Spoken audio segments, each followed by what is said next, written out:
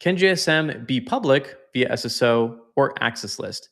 Yes, you probably need guard for this, and it depends on who you're trying to get into the portal. If it's just internal users in your organization, you could use Atlassian Guard, which connects to Azure or Okta or Google, whatever kind of authentication method you're using. And then it could bring those users into Jira automatically, give them the access they need, not just public portal, but also agent access if you need that.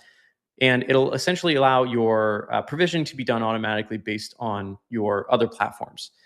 For this to be public, let's say if you have customers that are going to be accessing this that are not internal users, you can either make the portal public and make it available to only specific email domains, for example, or you can make it public entirely and just require people to create a really quick account before they're submitting requests. That way you have their email, their name, whatever other information. Or you can make it public entirely and anonymous, where people could submit and they actually don't even need to log in or provide their information. So a lot of different ways to do this. There are also ways to use SSO to only give public portal access. That's primarily done through marketplace apps. There's a couple of them out there.